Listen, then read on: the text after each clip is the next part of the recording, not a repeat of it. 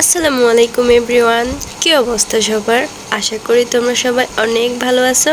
চলে আসলাম তোমাদের জন্য নতুন আরেকটা ব্লগ নিয়ে। আজকে তোমাদের সাথে তোমাদের খুব পছন্দের একটা ব্লগ শেয়ার করব।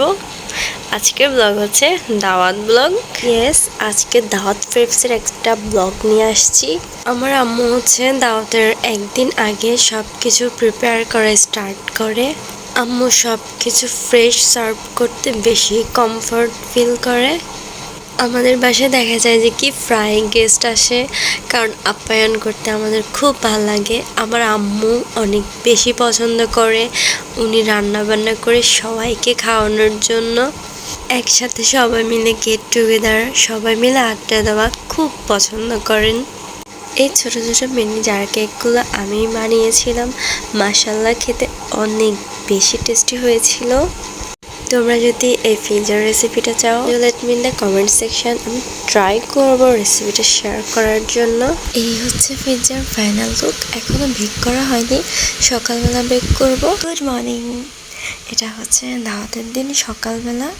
মোটামুটি খুবই আর্লি উঠছি, উঠে নাস্তা কমপ্লিট করে কাজে লেগে ফিরছি। কোনটা কোন ডিশে সার্ভ করব তা দেখতেছি। আর এদিকে আম্মুর ভাজাভাজির কাজগুলো করতেছিল, আমি একটু এসে এসে দেখতেছিলাম। এটা হচ্ছে আমার হাতের স্পেশাল জালি কাবাব।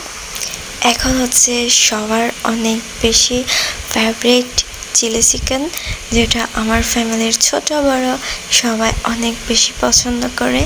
এই মিক্সড চিলি চিকেনটা রেসিপি লাগলে অবশ্যই কমেন্ট করবা।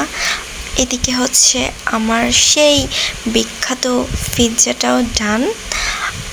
এই জিনিসটা হচ্ছে আমার আম্মুর, সব বাদ কিচ্ছু লাগবে না, ওনার এটা হলেই হবে। আমাদের বাসায় যখন অনেক গেস্ট আসে তখন আমি কি করি, নাস্তার দায়িত্বটা আমি নিয়ে নিই। কী কী আইটেমস করব, কোনটা কিভাবে ডেকোরেশন করব, কোনটা কিভাবে ডেকোরেট করব, এগুলো আমার উপরেই থাকে।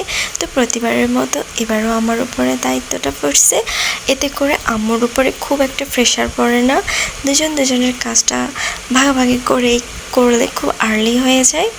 তো আমি কি করি, গেস্ট আসার আগে সব কিছু টেবিলে গুছিয়ে রেখে দিই। এতে করে গেস্ট যখন বাসায় আসে খুব একটা ছুটোছুটি হয় না, রিল্যাক্সে থাকা যায়। চলো কিচেনে গিয়ে দেখি আম্মু কি রান্না করছে। প্রথমে সন্ধান পেয়ে গেলাম ফলাওয়ের।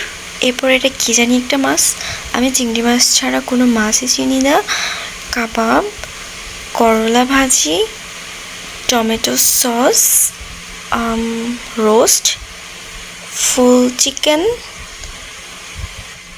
গরুর মাংস, এটা জানি কি আরেকটা মাছ তাও জানি না। ওকে, আমি অনেকগুলো ক্লিপস নিতে ভুলে গেছি।